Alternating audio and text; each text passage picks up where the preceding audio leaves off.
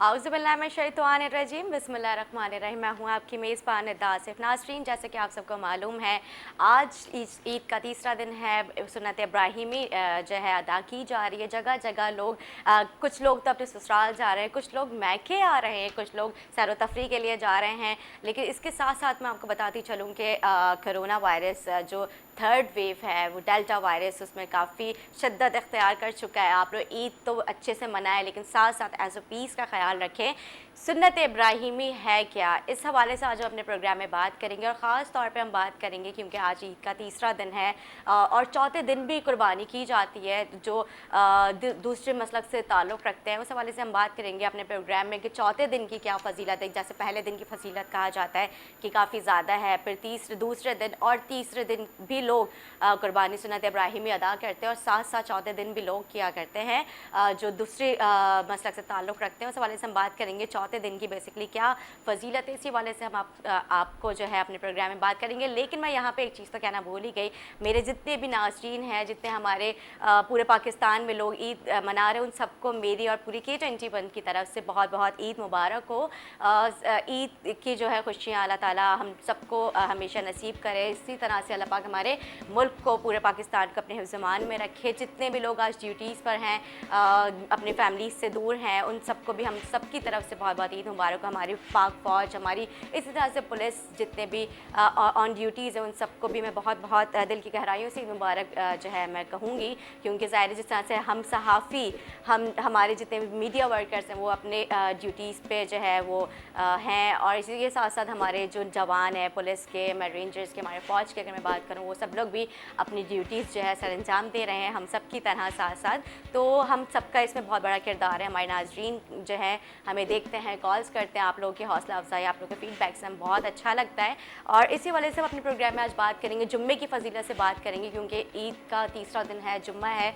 जुम्मे की फ़जीलत क्या है, इस हवाले से भी आज हम अपने प्रोग्राम में बात करेंगे। हमारे साथ मौजूद होंगे मुख्तलिफ़ फ़िरक़ों से ताल्लुक़ रखने वाले उलमा और मौलवी। उनसे हम बात करेंगे ईद के चौथे दिन, तीसरे दिन और पहले दिन के भी हवाले से कि क्या फ़जीलत है। एक छोटा सा ब्रेक लेंगे, ब्रेक के समय मेहमानों के साथ हाज़िर होंगे, हमारे साथ रहें।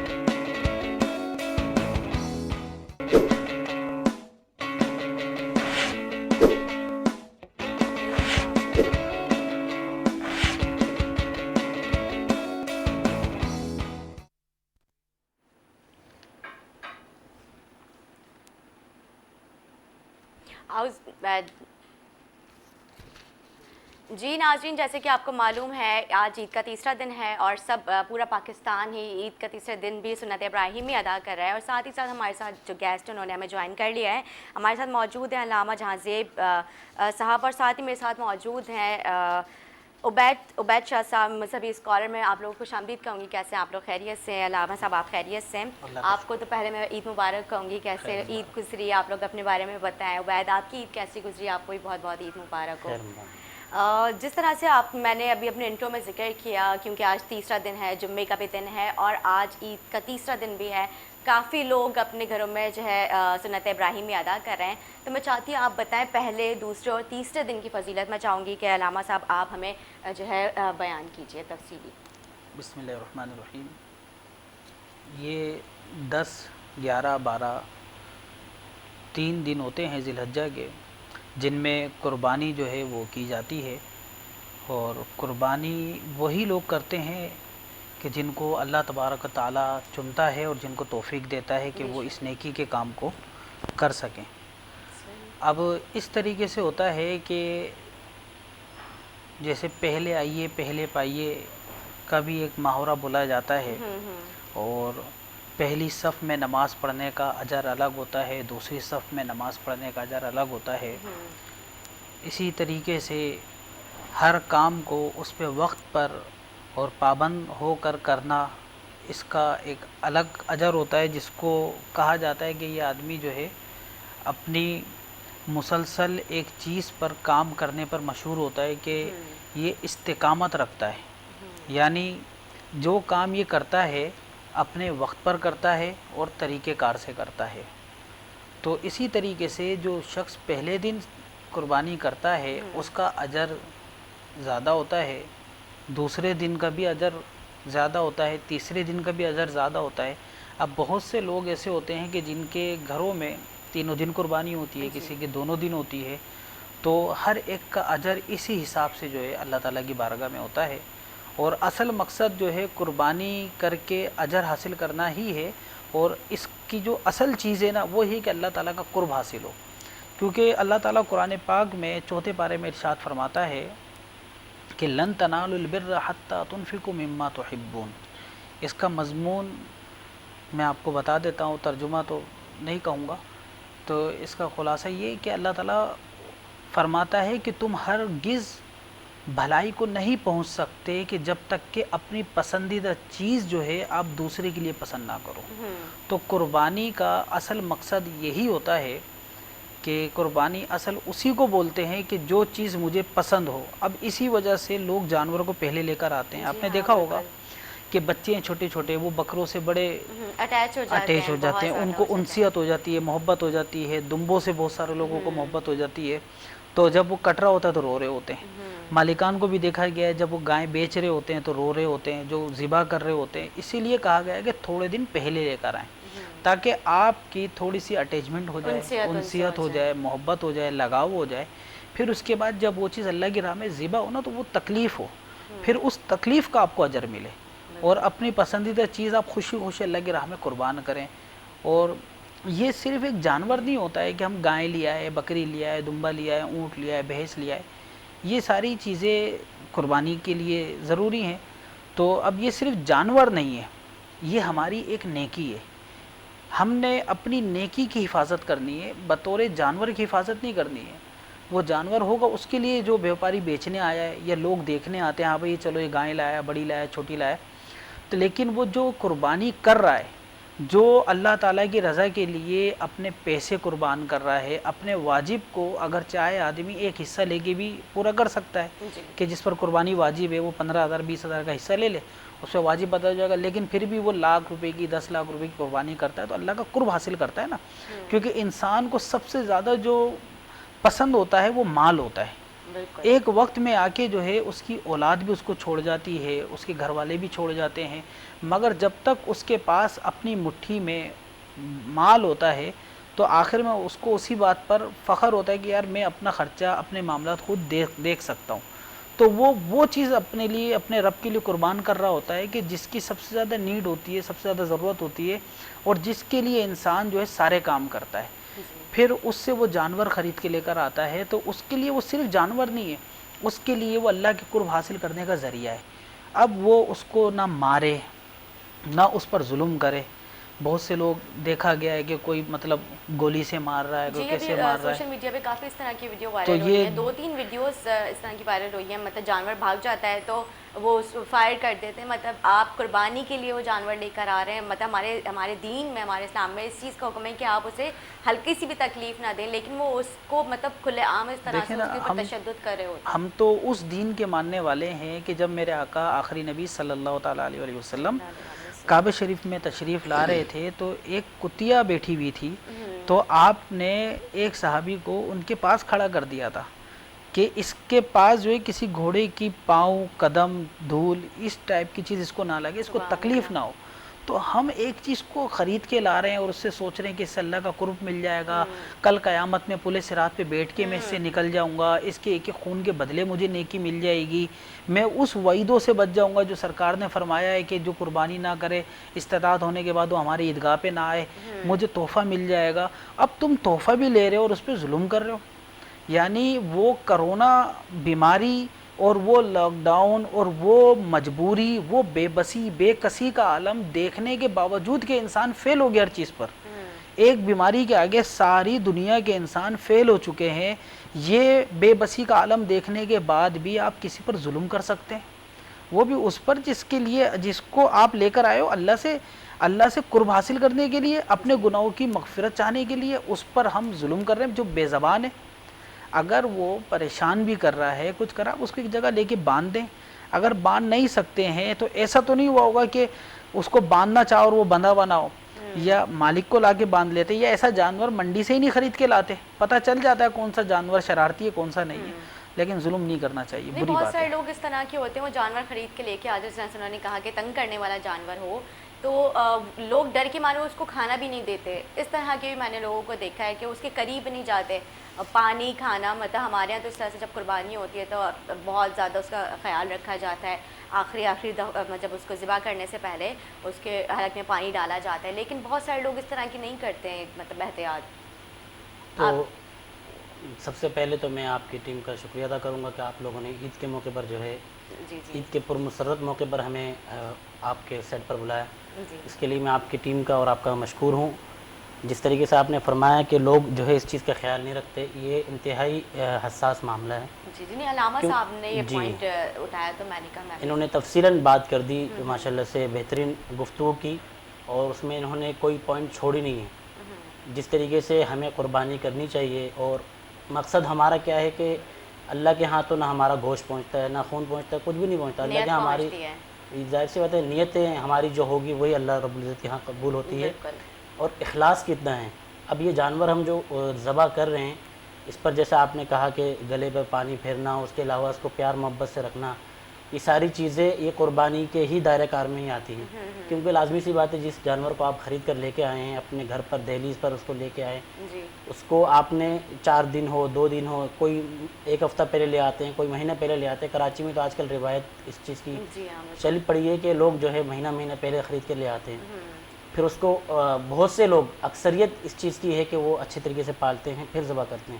کچھ لوگ جان چھڑانے والے ہوتے ہیں کہ بھائی جلدی سے ذبح کرو، اس کو ختم کرو، سنت ابراہیمی ادا کر دیں کسی بھی سنت طرح. ابراہیم میں ادا کر کے گھر سے جو ہے نا جلدی سے گند کچرا ختم کرو تاکہ صفائی کر کے ہم گھر کا رونق کو بحال کریں. حالانکہ ان ایام میں جس وقت گھروں میں قربانیاں ہو رہی ہوتی ہے یا جانور کھڑا ہوا ہوتا ہے تو کسی نہ کسی کے ذہن میں پریشانی ہوتی ہے، باہر جانور کھڑا ہوا ہے، 2 بندے اس کے دیکھ بھال میں لگ جاتے ہیں، 2 بندے گھر میں ہوتے ہیں. اس طریقے سے ایک ماحول بنا رہتا ہے، رونق ہو جاتی ہے، ایک رونق پورے لگی رہتی محلے ہے. گلیاں سب رونق ہوئی بھی ہوتی ہے. تو کل کی ایک واقعہ میں اپنے علاقے میں تھا تو ایک ساتھی کہہ رہے تھے کہ یار رات بھر نیند نہیں آئی. میں نے کہا وجہ کیا ہے؟ کہہ رہے یار جانور ذبح کر لیا تو اب ہم جو ہے نا اگلے دن رات کو بیٹھے رہے دوست یار، پھر ایک کر کے سب اٹھ کے چلے گئے، میں اکیلے بیٹھا رہا. جانور نہیں تھا، ورنہ تو شغل میلہ لگا رہتا تھا، جانور کے ساتھ ہم بیٹھے رہتے تھے. اچھا لگتا تھا کہ چلو رات بھر جو ہے نا ٹائم اسپین ہو جاتا تھا، اور جو ہے بہت اچھی طریقے سے جانور کا دیکھ بھال کر لیتے تھے، پیار محبت کر لیتے تھے. اور اسی جانور کو جب ذبح ہوتے ہوئے دیکھا تو اس کے کندھے پر وہ جانور رو رہا تھا کہ 2-4 منٹ تک وہ کندھے پر تھا. بالکل اس طرح کے واقعات سے انسیت ہو جاتی ہے. ہمارا بھی جانور اسی طرح کا تھا، بہت ہی لونگ، بہت مطلب چاند رات کو اس کے جو ان کو تو ظاہر پتہ چل جاتا ہے، چاند رات سے ہی رونا شروع کر دیتے ہیں. تو عید سے جب مطلب کل جو اس کی قربانی ہوئی تھی، ہم نے کل سیکنڈ ڈے کی تھی، تو وہ بہت رو رہا تھا اور میرے بابا کے پاس باقاعدہ وہ اسی طرح جس طرح آپ نے ذکر کیا کہ کندھے کے اوپر، تو وہ ایک انسیت جانوروں کو بھی ہو جاتی ہے جیسے انسانوں کو ہوتی ہے، اسی طرح سے جانور بھی آپ کے ساتھ اتنا ہی اٹیچ ہو جاتے ہیں اور وہ کچھ کہنا چاہ رہے ہوتے ہیں لیکن کہہ نہیں پاتے. زبان نہیں ہے، حس تو ہے نا جانور کے اندر. حس کا مادہ جیسے ہم انسان کے اندر 5 چیزیں ہیں تو ان کے اندر ایک حس کا مادہ تو ہے. بالکل وہ ایک چیز کو محسوس تو کر سکتے ہیں کہ یہ جو خون آلود ان کا کپڑا ہے، ان کے ہاتھ میں چھریاں ہیں، تو ظاہر سی بات ہے یہ کہیں نہ کہیں پھرنی ہے. اور اب اس کا جو ہے نا سیدھا رخ میرے طرف تو ظاہر سی بات ہے مجھ پر پھرنی ہے. تو یہ چیزیں جانور دیکھتا ہے. ہمیں بہت احتیاط کرنی چاہیے. سب سے پہلی بات یہ ہے کہ خون آلود کپڑوں کے ساتھ ان کے یہاں جانا نہیں چاہیے. لیکن ماحول ایسا بن پڑا کہ قصائیوں کا دور ہے، وہ تو لازمی سی بات ہے کہیں ایک جگہ سے کاٹ کے دوسری جگہ آتے ہیں.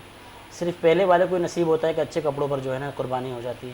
لیکن احتیاط ہم سب پر ضروری ہے، اور جو ایک واجب قربانی جو ہے واجب چیز ہے اس پر جو ہے آپ صلی اللہ علیہ وسلم نے مسلسل دوام کے ساتھ جو ہے اس پر عمل کیا، تو ہمیں بھی اس چیز کو جو واجب چیز ہے اس پر جو ہے طریقے سے جو ہے اس قربانی کو کرنی چاہیے.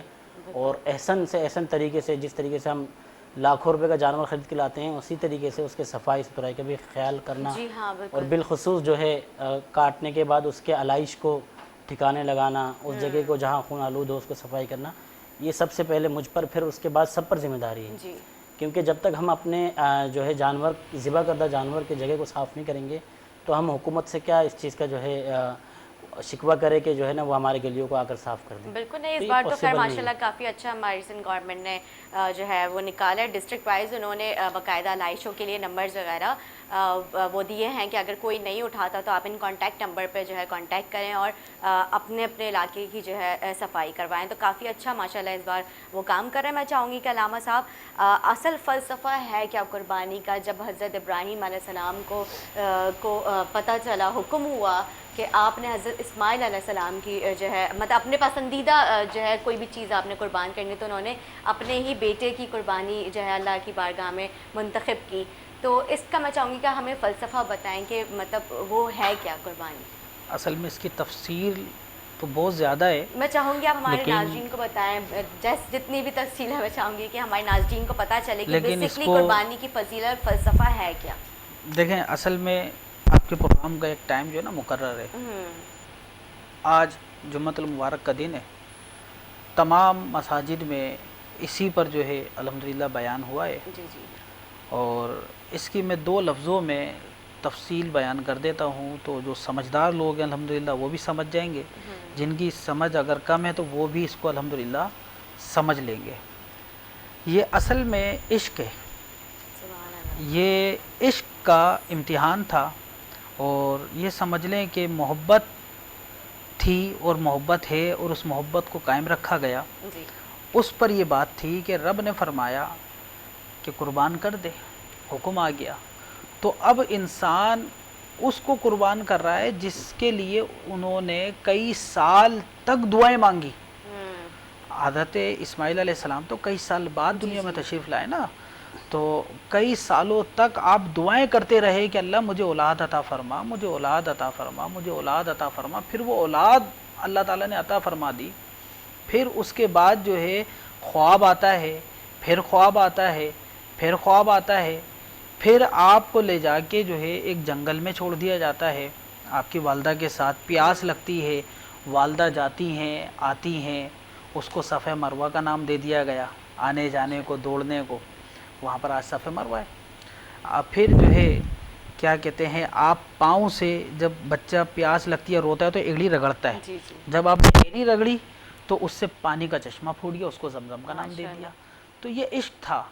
پھر اللہ نے بھی تو دیا نا، اللہ نے بھی نام دیا نا اپنے محبوب کو خلیل کا، کہ اللہ تعالیٰ نے حضرت ابراہیم علیہ السلام کو خلیل اللہ فرمایا کہ اللہ کے خلیل ہیں تو وہ حضرت ابراہیم ہیں.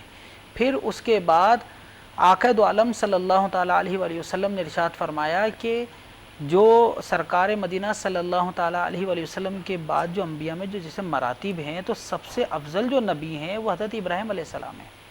سبحان اللہ. اتنا بڑا مقام، اتنا بڑا مرتبہ. پھر اللہ کو جب آپ کی یہ ادا پسند آئی تو اس کو قیامت تک کے لیے لوگوں پر اس کو واجب کر دیا، ضروری کر دیا کہ اگر تمہاری استطاعت ہو تو تم نے میرے خلیل کی صدا کو ادا کرنا ہے. تو یہ انہوں نے اپنا عشق وہاں دکھایا. پھر رب کا عشق یہ تھا، اس نے قیامت تک کے لیے قائم کر دیا. پھر یہ عشق جو ہے قیامت میں بھی ہوگا، قیامت میں بھی صدا کو ادا کیا جائے گا. اچھا جی ہر جگہ ہوگا، کیونکہ رب تعالیٰ جو کام کرتا ہے وہ ہمیشگی کے لیے ہوتا ہے اور وہ کبھی ختم نہیں ہوتا. اور اس کا اجر و ثواب اتنا ہے کہ کل قیامت کے دن انسان خود اس اجر و ثواب کو جب دیکھے گا نا تو وہ تمنا کرے گا کاش میں اور قربانی کرتا، کاش میں اپنا سارا مال قربان کر دیتا. اس میں جو آپ جانور کو پیار کر رہے ہیں، کھانا کھلا رہے ہیں، پانی پلا رہے ہیں، یہ نیکی کا ثواب اتنا ہے کہ بڑے بڑے پہاڑ جو ہوں گے کل قیامت میں آپ کے ساتھ چلیں گے اور آپ کہیں گے کاش میں اپنے جانور کو ایک گلاس اور پانی پلا دیتا، تھوڑا اور کھانا کھلا دیتا. ان کا ثواب اتنا ہے. اب اگر ہم ان ثواب کو یہ سمجھیں کہ یار یہ تکلیف ہے تو مجھے بتائیں پھر ہم کون سا کام کرنا چاہتے ہیں، ہم کون لوگ ہیں، ہم کیا چاہتے ہیں کہ ہم کیا کام کریں. اللہ تعالیٰ نے استطاعت دے دی، پیسہ دے دیا، صحت دے دی، اسلام دے دیا، ایمان دے دیا، کوئی اعضا خراب نہیں دیا. ساری چیزیں اچھی کرنے کے باوجود ہم جو ہیں مطلب اس کو راضی کرنے میں ہم سستی اور کاہلی دکھائیں تو پھر یہ بڑے افسوس کی بات ہے. بالکل ٹھیک کہہ رہے ہیں اور آپ اس علامہ کا صاحب. فلسفہ شارٹ فارم یہی کہ عشق ہے.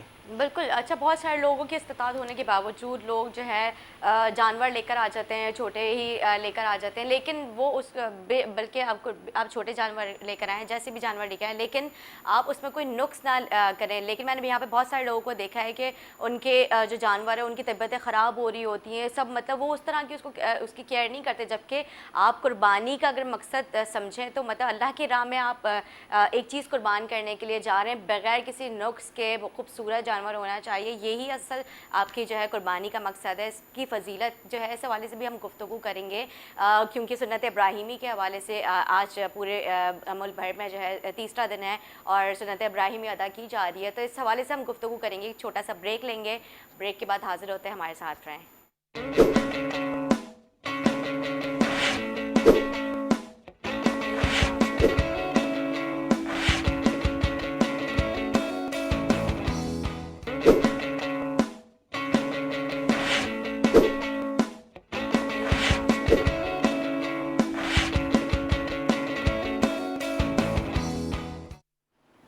ویلکم بیک ناظرین، ویلکم بیک. بہت بہت عید مبارک. جس طرح سے ہم اسپیشل ٹرانسمیشن کر رہے ہیں عید کے حوالے سے، جمعے کا دن ہے، سنت ابراہیمی کے حوالے سے ہم بات کر رہے ہیں، اس کا اصل فلسفہ کیا ہے، اسی حوالے سے ہمارے ساتھ گیسٹ موجود ہیں. میں چاہوں گی کہ کیونکہ ہمارے ساتھ عبید شاہ مذہبی اسلامی اسکالر بھی ہیں، میں چاہوں گی کہ آپ بتائیں کہ ہمارے دین کیا کہتا ہے. جانور کے سامنے کچھ لوگ ہوتے ہیں وہ دوسرے جانور کو ذبح کر رہے ہوتے ہیں، تو میں چاہوں گی اس کے حوالے سے آپ ہمیں تفصیلی بیان کریں.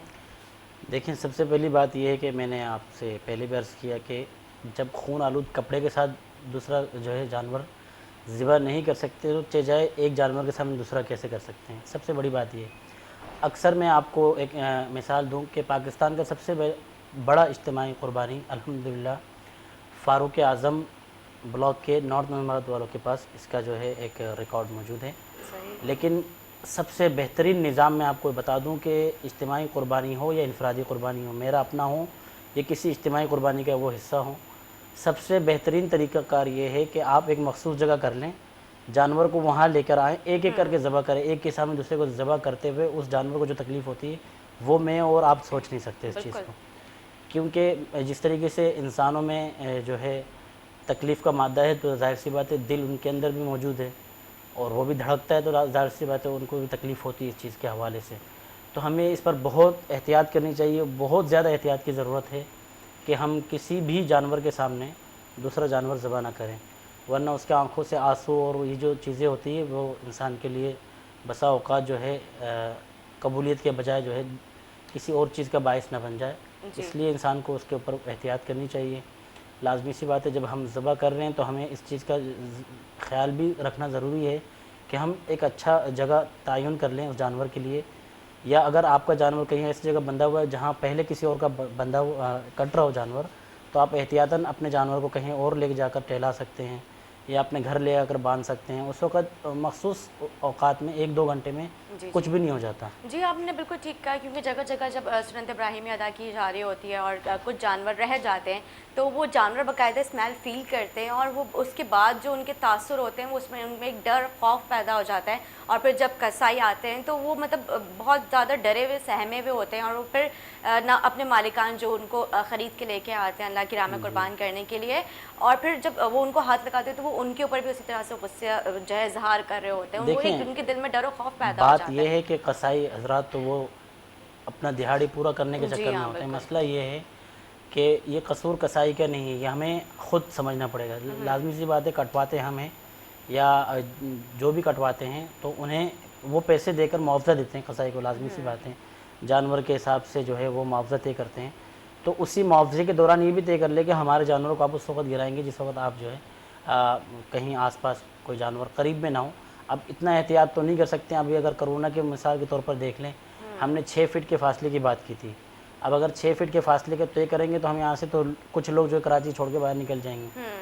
اب ہر چیز میں اتنا جو ہے اگر ہم غلو نہیں کر سکتے ہیں تو کم سے کم احتیاط اتنی ضرور رکھیں کہ تکلیف نہ ہو دوسری چیز کو. بالکل ٹھیک ہے. جیسے علامہ صاحب بھی جو ہے عبید شاہ صاحب نے کہا اجتماعی قربانی کے حوالے سے, تو میں نے بہت سارے اس طرح کے پیکیجز اور میں نے اس پہ ٹی وی میں دیکھا ہے اجتماعی قربانی ہو رہی ہوتی ہے اور ایک ہی لائن میں کافی سارے جانور جو ہے مدرسوں میں ذبح کر دیے جاتے ہیں. تو وہ جانور بھی تو حص رکھتے ہیں, ان کو بھی تو درد ہوتا ہوگا. وہ لوگ کیسے, جبکہ وہ تو مدرسوں میں, مسجدوں میں, مطلب بڑے بڑے گراؤنڈس میں اجتماعی قربانی کر رہے ہوتے ہیں. تو جب ان کو دین ہمارے اسلام کے بارے میں سارے معاملات پتہ ہیں, علم ہے کہ نہیں کر سکتے کسی جانور کے سامنے دوسرے جانور, تو وہ لوگ کس طرح سے کر لیتے ہیں؟ دیکھیں اصل میں شاید آپ کو اس بات کا نہیں پتہ ہوگا, آپ نے کبھی مدرسوں کی یا مسجد کی قربانی شاید آپ نے نہیں دیکھی میں نے دیکھی ہے, بالکل ہوتے ہوئے دیکھی. جی ہاں بالکل دیکھی. تو جبھی تو میں کیونکہ اکثر مساجد اور مدارس میں ذبح خانے الگ بنے ہوئے ہوتے ہیں. گائیں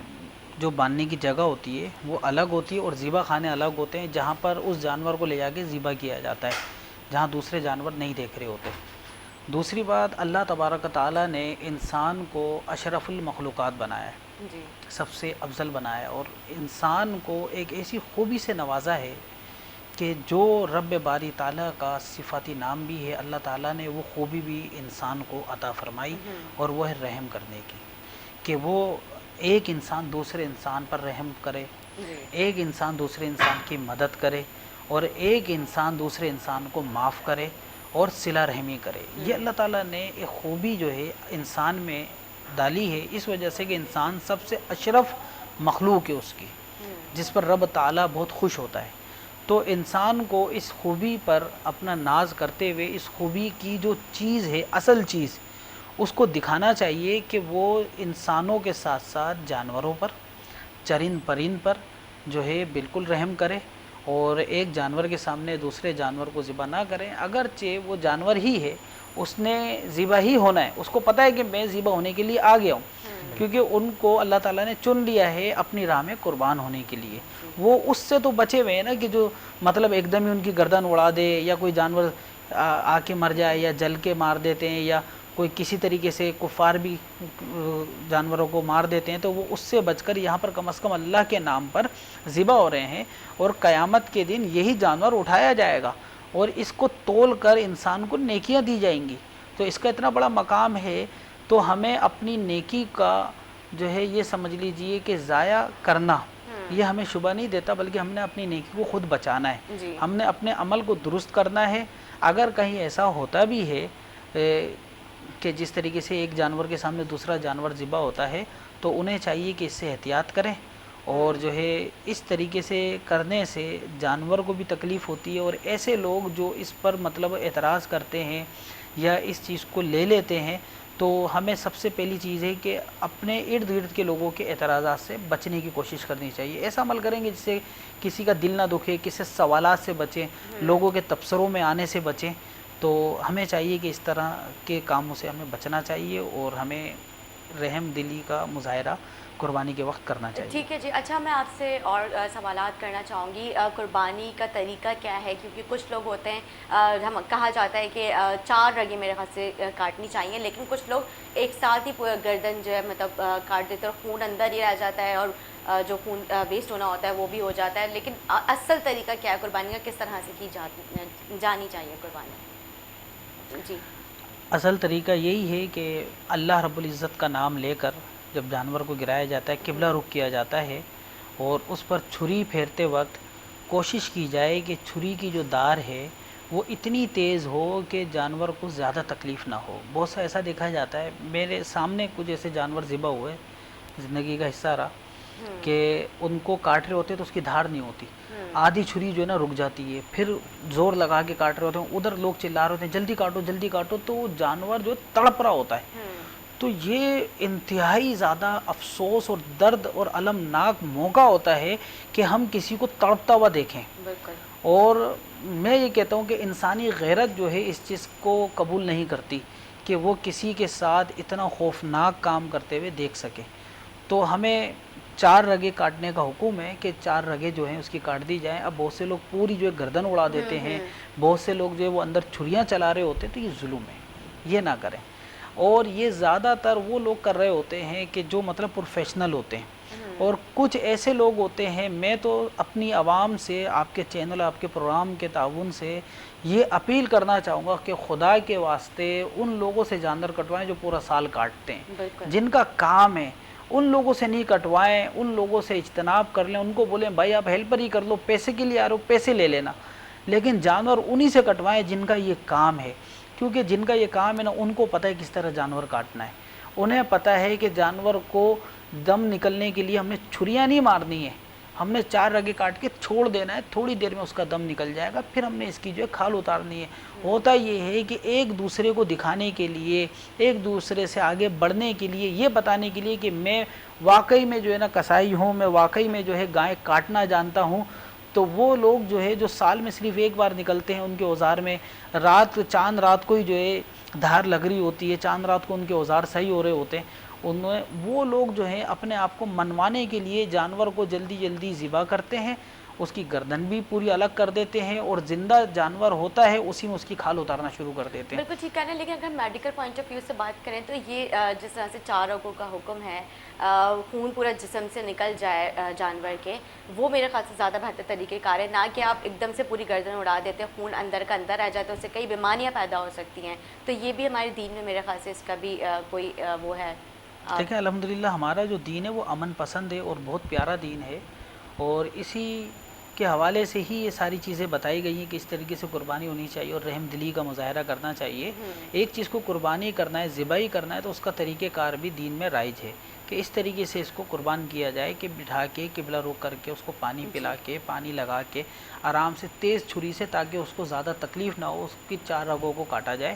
اب جو لوگ یہ کرتے ہیں تو وہ لوگ غلط ہیں جو کرتے ہیں، کہ جو پوری گردن کو الگ کر دیتے ہیں، کاٹنے کے بعد اندر چھریاں مار رہے ہوتے ہیں، کھال کے اندر ایسے ہاتھ چلا رہے ہوتے ہیں گلے کے اندر، تو یہ حرکت غلط ہے، ان کو ایسا نہیں کرنا چاہیے، اور ہماری عوام کو چاہیے کہ ایسے لوگوں سے 2000 3000 زیادہ دے کے کسی اچھے کسائی سے، کسی اچھے گوشت کاٹنے والے سے ہی گائے کو ذبح کروائیں، تاکہ آپ اس سے بچیں، کیونکہ یہ آپ کی نیکی ضائع نہ ہو۔ اور اسی وجہ سے کہ جو خون رہ جاتا ہے، دم نکلتا نہیں ہے، دم گھٹ جاتا ہے، صحیح ہے نا، وہ ذبح نہیں ہو رہا، نہر نہیں ہو رہا، اس کا دم گھٹ کے مر رہا ہے، وہ تڑپ تڑپ کے مر رہا ہے، تو یہی صحیح آپ نے اس پوائنٹ پہ بات اٹھائی ہے کہ بیماریاں، پھر وہ گوشت جو ہوتا ہے نا وہ تر و تازگی نہیں ہوتی ہے کہ جو ذبیحہ میں ہوتی ہے، ذبح کرنے والے جانور میں ہوتی ہے، تو پھر بیماریاں ہوتی ہیں، کسی کو ہیپاٹائٹس ہو رہا ہے، کسی کو معدے کی بیماری ہو رہی ہے، کسی کو جو ہے ہضم نہیں ہو رہا کھانا، تو پھر وہ گوشت گل نہیں رہا، جناب گوشت میں فلاں چیز آ گئی ہے، یہ چیز آ گئی، تو وہ تو ہوگا جب ایک چیز جو طریقہ کار ہے اس سے آپ ذبح نہیں کریں گے،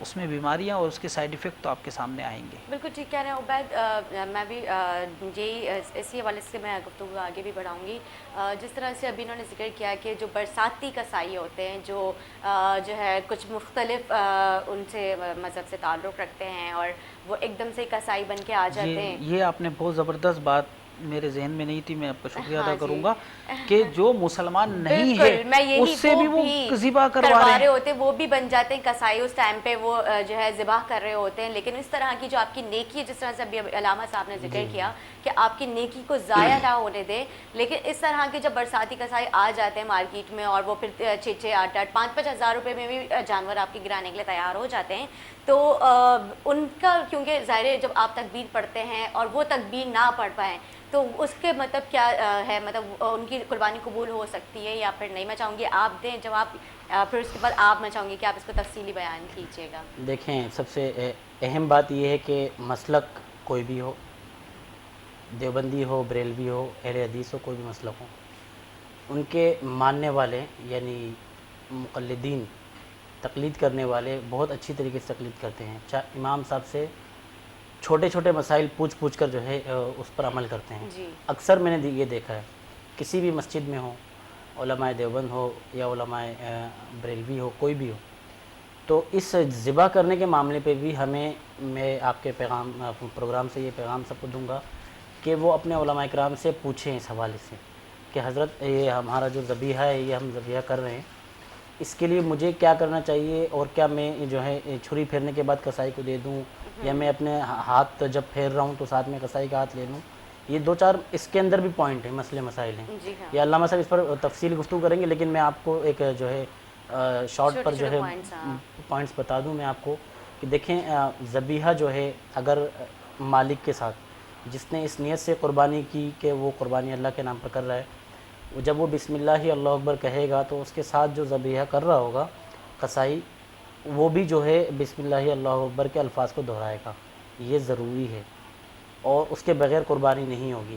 اب جب ہم یہ چھوٹے چھوٹی چیزوں کا خیال نہیں رکھیں گے، پھر ہمارے لیے یہ قربانی جو ہے اللہ نہ کرے قبول نہ ہو، تو پھر اتنا بڑا خرچہ کرنا، یہ ساری چیزیں کرنا ضائع نہ ہو جائے. اس سے ہمیں احتیاط برتنے کی انتہائی شدید ضرورت ہے.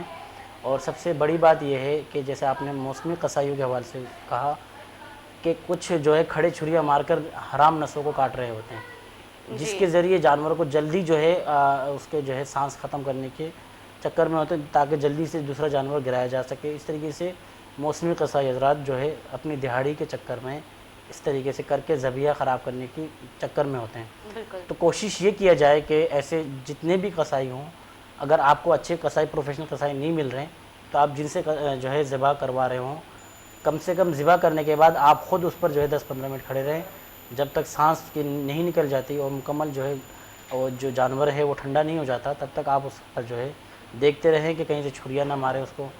جس طریقے سے علامہ صاحب نے کہا کہ پھر وہ جانور ہمارے لیے نقصان دہ نہ ہو، ایک حلال چیز ہمارے لیے جو ہے حرام نہ ہو جائے اور نقصان دہ نہ ہو، اس سے ہمیں بچنے کی شدید ضرورت ہے.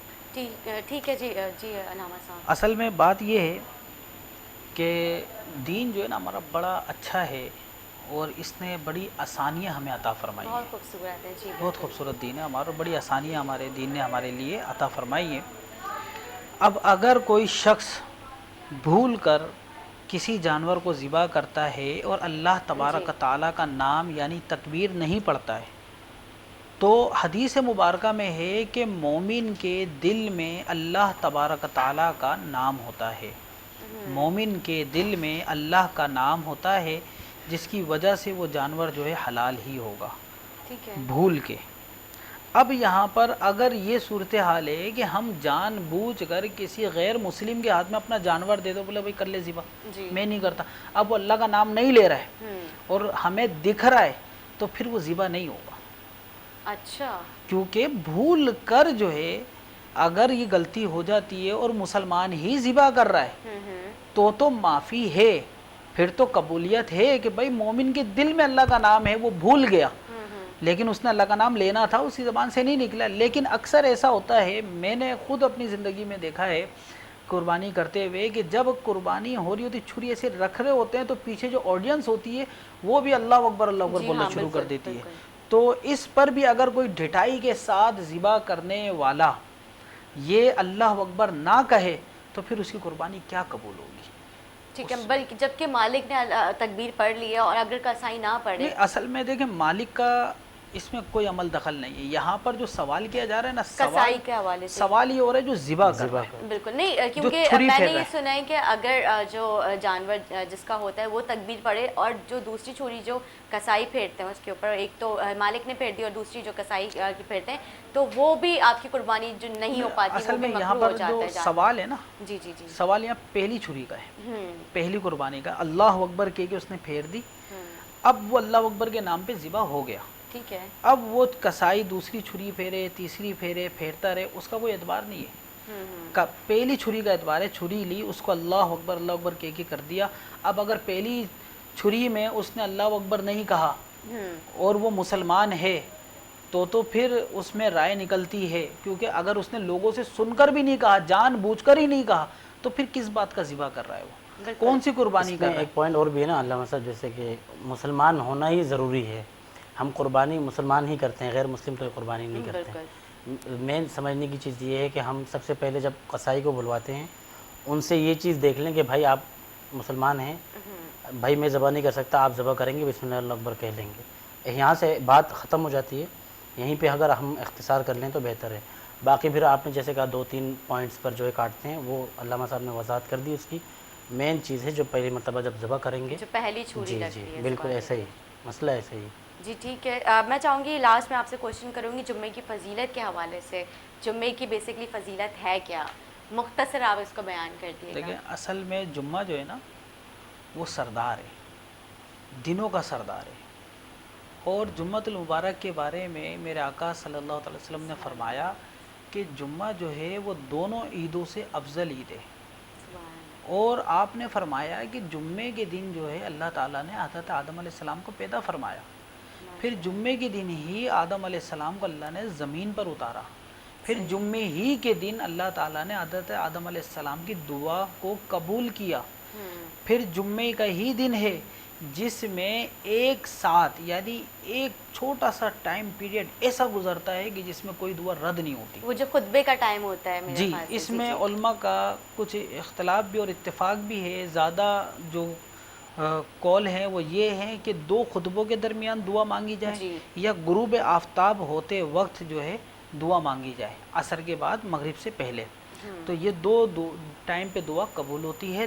5ویں اس کی بات یہ ہے کہ کوئی بھی جانور ایسا نہیں ہے کہ جو جمعے کے خوف سے کانپتا نہ ہو، جمعے کے ڈر سے کانپتا نہ ہو، صرف انسان اور جن اس سے بے خبر ہیں، کیونکہ قیامت جو آئے گی وہ بھی جمعے کے دن آئے گی، تو اس لیے ہمیں جمعے کے دن احتیاط کرنی چاہیے۔ اور جمعے کی اتنی بڑی فضیلت ہے، اتنا بڑا مقام ہے جمعے کا کہ اللہ تعالیٰ نے قرآن پاک میں ایک باقاعدہ سورت الجمعہ کے نام پر اللہ تعالیٰ نے نازل فرما دی ہے، اور اس میں یہاں تک فرما دیا ہے کہ جب تم جمعے کے دن خرید و فروخت کرو، اذان ہو جائے، خطبہ ہو، تو اسے ٹھہر جاؤ، مارکیٹوں کی طرف نہ اپنے جاؤ، کاروبار بند کر جی دو اور کاروبار مسجد کی بند طرف کرنے رخ کر کی، دو۔ جی، اور یہ بھی اللہ نے فرمایا ہے کہ اللہ ہی ہے جو تم کو رزق دینے والا ہے، اور بے شک، بہترین بے رزق شک۔ دینے والا اللہ تعالیٰ ہے۔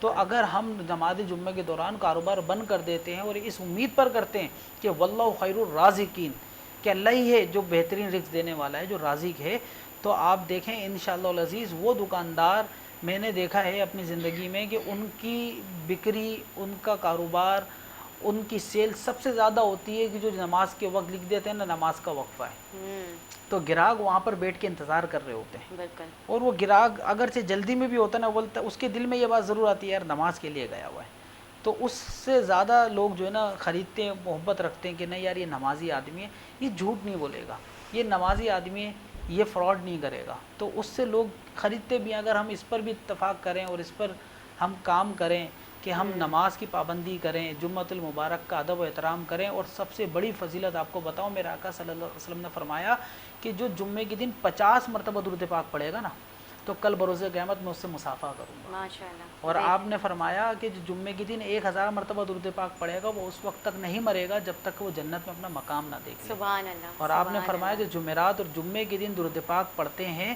تو ان کا درود پاک پڑھنا میں خود سماعت کرتا ہوں، سبحان تو اللہ، اتنا بڑا مقام اور مرتبہ ہے، تو ہمیں جمعے کے دن جو ہے دعائیں کرنی چاہیے، اللہ تبارک تعالیٰ کے محبوب صلی اللہ علیہ وسلم پر درود و سلام بھیجنا چاہیے، بالکل، صلاۃ و سلام پڑھنا چاہیے، اور یہ عید کا دن ہے اور اس کو عید کی طرح ہی گزارنا چاہیے۔ بالکل۔ میں آپ لوگوں کا بہت شکریہ ادا کروں گی، علامہ صاحب آپ کا، میں آپ کا بھی شکریہ ادا کروں گی، عبید صاحب آپ لوگ اپنی عید کی مصروفیات جو ہیں اس کو آپ لوگ چھوڑ کے یہاں پر عوام کے لیے، ہمارے ناظرین کے لیے ایک اچھا پروگرام ہم نے جو ہے آج کے دن رکھا کہ لوگوں کو اویئرنیس ملے، اس حوالے سے آپ لوگ نے ٹائم نکال کے آپ لوگ آئے۔ ناظرین امید کرتی ہوں کہ یہ والا سیگمنٹ آپ لوگ کو اچھا لگا ہو۔ ایک چھوٹا سا وقفہ لیں گے، وقفے کے بعد جو ہے اور مہمانوں کے ساتھ حاضر ہوں گے، ہمارے ساتھ رہیں۔